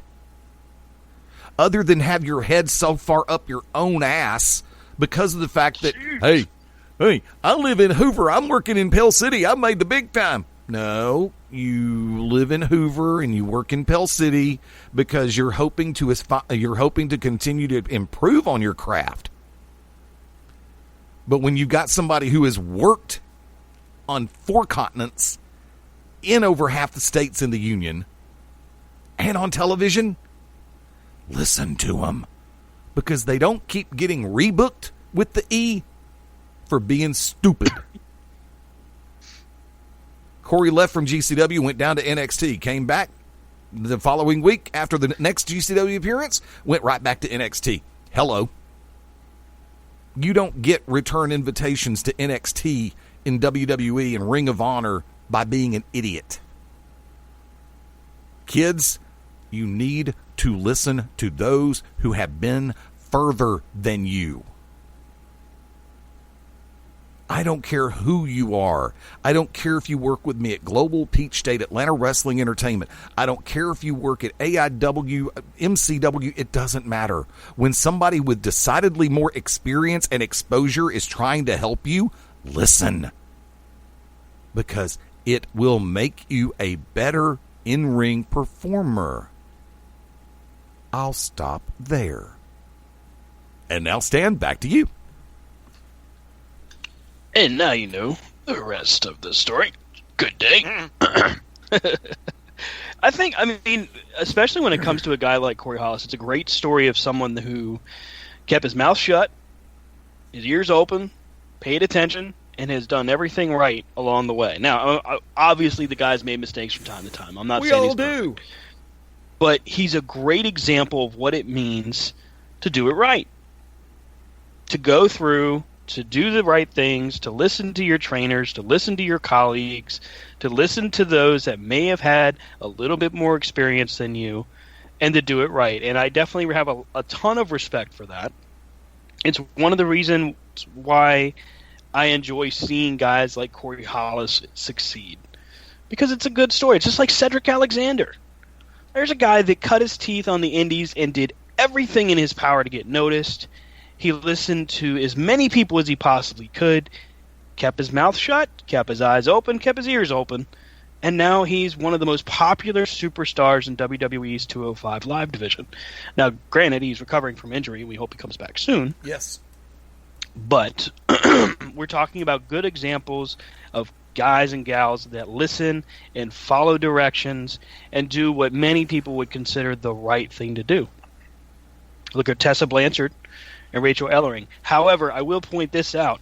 They have no choice in the matter but to listen and learn, because they have it in their blood from their parents and their uncles and cousins and all that. And stepfather.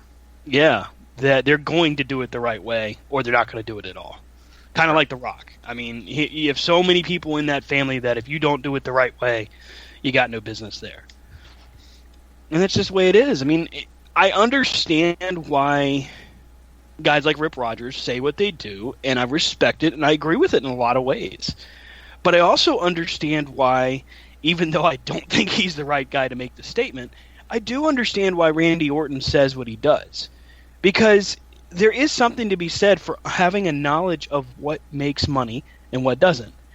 I happen to believe, Brian happens to believe, and I would wager a guess that at this event, this juncture, there we go, Eddie would happen to believe as well that Randy Orton is not necessarily the guy that makes WWE money. I mean, for lack of a better term, even though we have our disagreements about the guy, Roman Reigns makes some money. John Cena makes some money. Heck, Kevin Owens makes them a lot of money. Chris Jericho made them a lot of money. But there again, these are all guys that did it the right way. Orton is another example of being an early example, if really you look at it, being force-fed a character because he's, third generation, instead of the fact that he's done it right. Mm-hmm. You know, I mean, it's a tough call because it does kind of tiptoe along the lines of being a disrespectful fan when you identify these things. But I also think it's important when you are an educated fan. I don't like using the whole smark and all that crap. That just doesn't make sense to me. It's I don't know. It's insulting when if somebody would refer to me as a smark, I'd be like, you're an idiot. Don't talk to me like that. But bottom line here, I mean, is when a fan is educated. You just made the list. No, that's not as funny when you do it.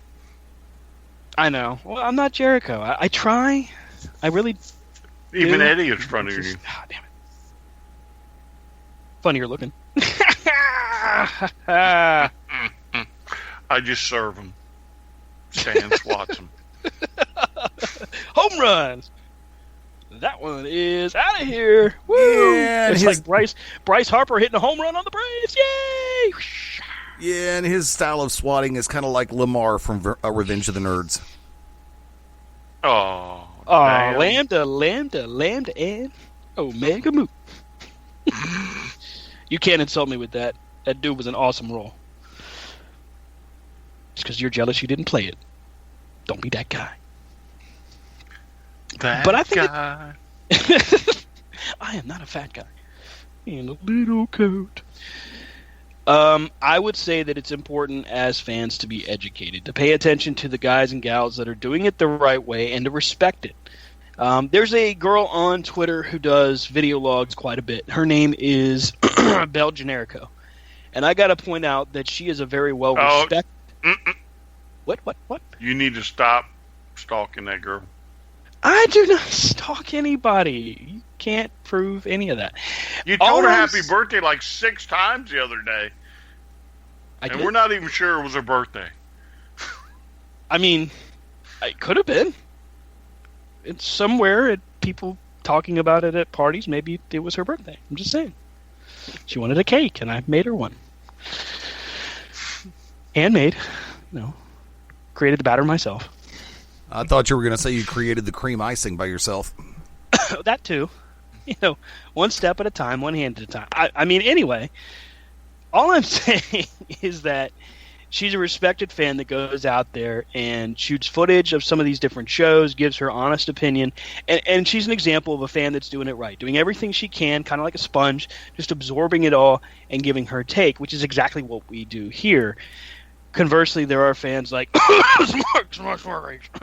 that go out there and are all about themselves and try to steal the show and make them part of the show. And those kind of people do get rightly remarked as, that word I'm not really a big fan of. Excuse me. Sorry. I just trying to be polite. You just made the list. You just made the list for being polite. Way to did? go. Damn it. And for the pregnant pause, we're waiting for you to say something else. Damn it. I mean, okay, what's the difference between her and Allie Doll? Fair point. Allie Doll on Monday nights is a tremendous person to read her Twitter timeline because she definitely has some great hot takes. And who else? What's the woman that you introduced us to? Barb? B? I don't remember her full name. Anyway, another good example of somebody on Twitter and as a wrestling fan doing it right. Just giving their honest opinion, but absorbing all the different types of wrestling, whether it's Ring of Honor, whether it's WWE, Atlanta Wrestling Entertainment. I mean, she is providing some pretty honest opinions and good opinions, I think. And when he wants to, a member of the wrestling community himself, Wicked Nemesis, has probably one of the best hot takes on Twitter if you give him the opportunity. I just think I just knocked out Eddie Lane. It's okay. I saved mine for radio. Well, I mean, I think that Unless I'm on my private account. Huh? Unless I'm on my private account. Well, I mean, I've seen what you post on your private account, and you can quit posting those pictures. Whoa. Is that why you're, this is your show, Stan? Because you've seen his private account?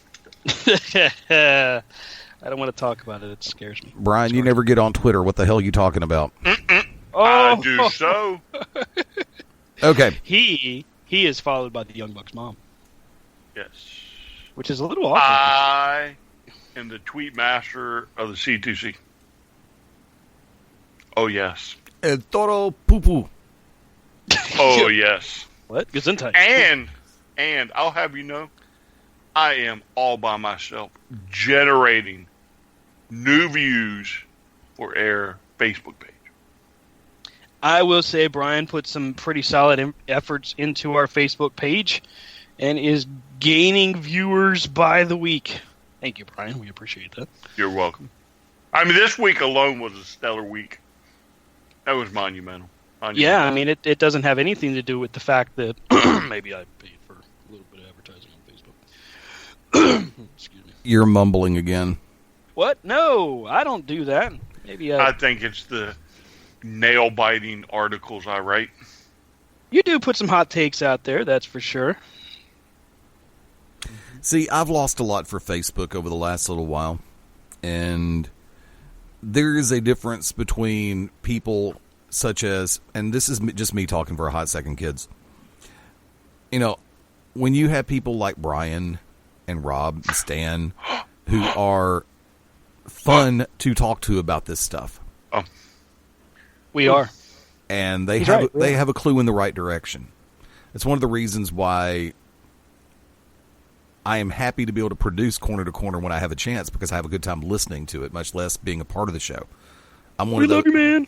I'm one of those where I can actually sit back and listen just as quickly as I can actually have an opinion.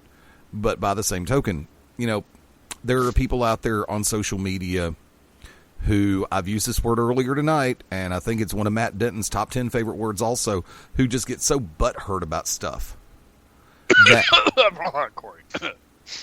That folks, we're talking, it's like, are we trying to cure cancer? No. Are we trying to cure juvenile diabetes? No. Are we trying to end world hunger? No. The only thing that I can honestly say that would be constructive coming out of the whole scenario is the fact that one of us is trying to get laid later tonight.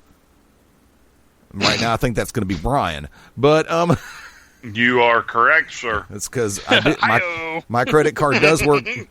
My credit card does work to take our clothes off. to have a good time. To have a good time. Oh, hell yeah.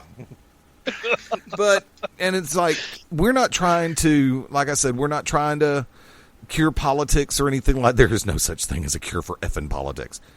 We're trying Yes, to. there is. Yeah. The bottom business end of a 9mm. I said a cure for politics. That's a cure for politicians. What we need, basically. You ever seen the movie the television series Designated Survivor? We need to start with that. The purge needs to happen. And I'll probably get a knock on the door from the CIA and the Secret Service tomorrow. But hey, look, I love that series for a reason. God knows I wish it was reality TV. Yeah, well, speaking of the CIA or whatever, I would just like to go on record as one of the only one of the three on the radio that did not say anything like that tonight. I love my government. Eddie, that white van, don't get in. I voted for Yosemite Sam. All right? I hate that rabbit. Thank you. I like Yosemite Sam's gun control policy. Here, have two. I think definitely people should be able to own a gun without a problem. But I also think that... Wait. Never mind, I'm not going to do it. I've got to do this. And you open this door, so I'm going to walk through it. Damn it. I believe that first-time gun buyers should have to go through a safety training course. Oh, I agree.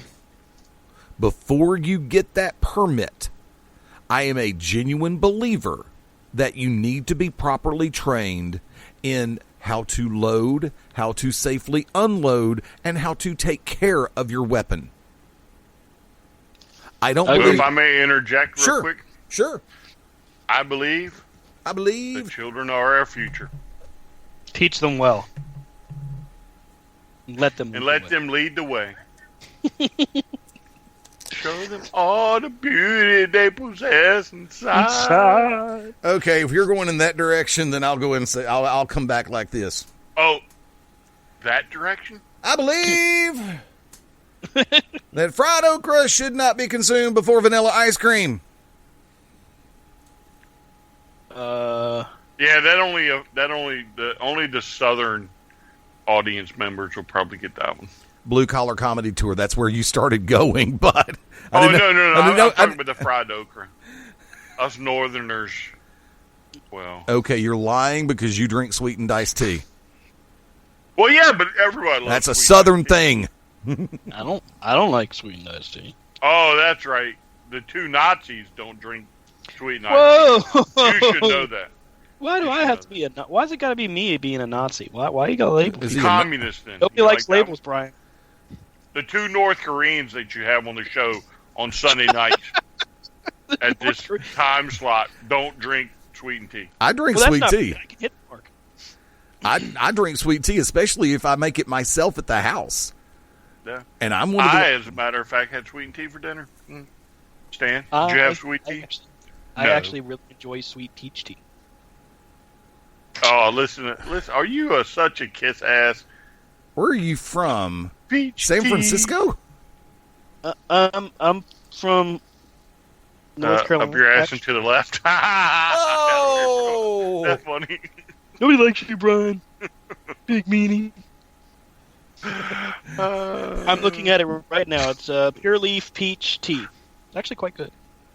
See, and there's a difference between different brands of tea, and yeah, we can go all through this. I don't care, because actually I'm the one who, instead of running it through the freaking coffee maker, will get a nice big pot and fill it with water purified, and then I will get it up to a boil. Yes, I boil purified water. Go figure that. And then I will let the tea seep. I will let it sit and do its own little thing. I know people who run the tea through the coffee maker, and it's like, really? You really want to go in that direction?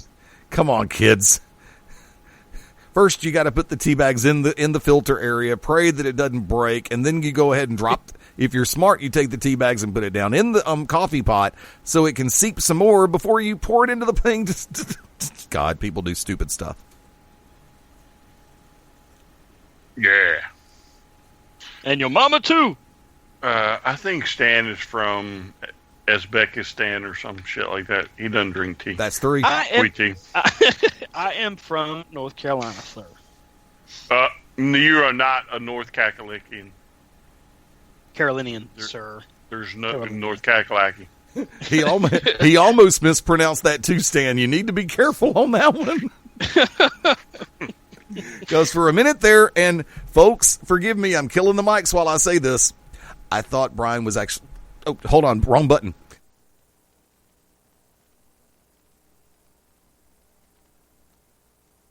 Yeah, I know, it really was too. Now we're back live. Now we're back. No. Brian's a lot of things, but he would not say that, sir. Not on air, anyway. There you go. Not on air. There's some things that will never make air, and I just made sure of that, kids. Sorry. Send all complaint letters to the same address I've had you send them to for the last 20 years, 1600 Pennsylvania Avenue, because they give as much of a rat's ass as I do. It'll be huge. Yeah. Hey, look, I'm 51 years old. I've made fun of 7 presidents, and I'm not going to stop now. You know, you ought to get them to send it, though. That would be kind of cool to get a tweet from POTUS. Well, I mean, Corner to Corner is cool. My favorite wrestling show. God, you sounded like Edward Kennedy for a minute there. Oh, You know, my bad. I was at WrestleMania. Wrong Democrat. Wrong Democrat, I'm a ding Hall of dong. Famer. You're a Hall of Famer. Vince know said, Vince "You want to go to the personally. hall?" And I said, "Absolutely. Let's do this right now." I do sound like one of the Kennedys. I'm sorry. You did. You sounded just like Edward Kennedy. Get out of the car. Half of the millennials are not going to get that, but who cares? Kids, look them up. I don't care if you use Yahoo or Bing or Ask or wipe your Bing or whatever. I don't care. Whoa! Now you get. That's great. Wipe your Bing. What a search engine that is. It's kind of like, Your Bing sucks. Your Bing sucks. and I'm not going to mention Go Ogle, okay? I don't have a personal issue with him this week, but that's actually what it stands for. It's not It's not the ooh. It's 2 words. Go Ogle. You know, like I like to ogle different ladies on the Twitter. No, we're well aware of you liking to ogle different ladies on Twitter Sonny, and Facebook and Yahoo call me Sonny. and all the So- other search browsers. It must be a slow news week when a dirt sheet puts out there that Sonny is taking Skype calls again. Ah! I'm like, come on, man. Like, I'm a big Sonny fan, but even I know that's not news. She's always doing Skype calls, dude. She'd have probably did them in jail if they'd let her. I will offer this right now to Sonny because I'm not exactly a rich person. I will go ahead and say I will donate $250 to the charity of your choice if I can meet you wherever you might want to meet. You and I appear in the same bed. I will stay fully clothed if you get nude, and especially with your Hall of Fame ring and your Slammy Award. I'll show her how to slam me. Yeah, but I'll give her the award. Oh! I'll put a ring on it. What's going to be great is Eddie's going to be in the bed with Sonny, and there's going to be this movement under the covers starting down at his It'll be feet. me. It'll be you, yeah. Hey guys, how's it Hi, going? Edward. It's Joey me. says we're going to do the cockplex. It's the penis plex, you ding dong. Oh my god!